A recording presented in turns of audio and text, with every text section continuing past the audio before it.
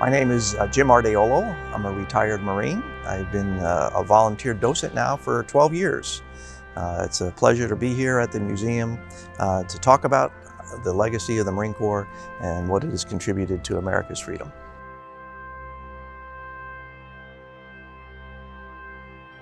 I wanted to volunteer at the museum for really two reasons. One, on a personal level, is that it gives me the ability to stay connected to the Marine Corps, of which I was a part for 20 years.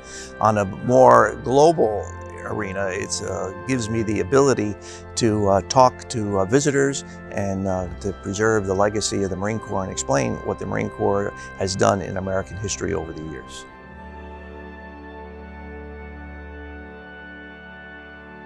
I like all the aircraft. That is, I flew in the F-4 Phantom in the Marine Corps, and as a consequence, I enjoy airplanes and like talking about them. So I don't have one particular favorite, but it's very neat to see these beautiful restorations of actually preserved of all our aircraft, because they're all actual real airplanes. They've all flown, and that is what I enjoy the most, talking about the aviation experiences.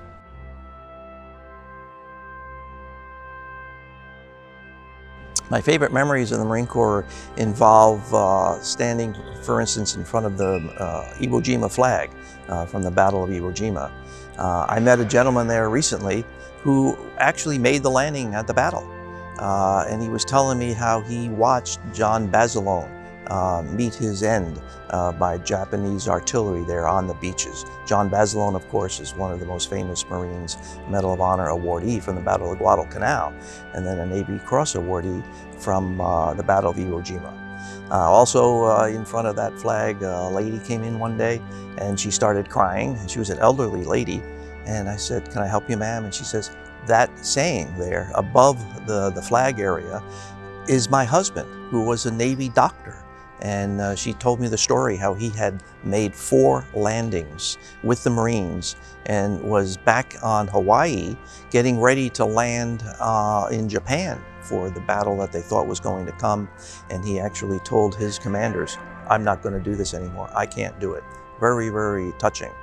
Another time I was in front of the Tarawa exhibit, and a gentleman comes up and he's looking at it and he says, "This could be me." And I said, "What are you talking about?" He says, "Well, see this Marine lying here, half on the sand, half in the water? That's what happened to me at Tarawa." And I said, "Please tell me the story." And he said, "Well, I was knocked unconscious. I'm lying there. I woke up. I started wiggling around, woke up. Somebody saw me, dragged me up behind the wall, and I had a toe tag on my foot.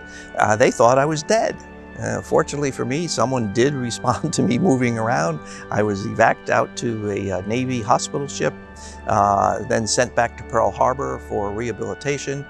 6 months after this all happened, I walked into my battalion, and there my name was on a wall of those that were killed at Tarawa. And he says I was a walking ghost. I loved it. It was a very, very neat thing.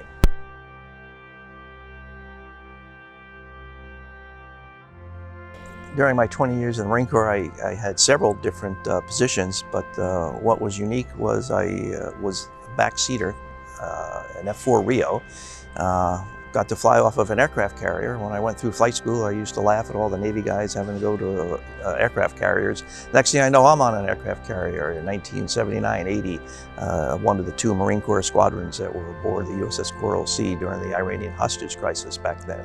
So that was really a unique time. And then as a flight instructor in Pensacola, I really loved that, because here you have all these young minds most of the time, and they are eager to learn, and it was always fun to be able to help them along as they work to earn their wings.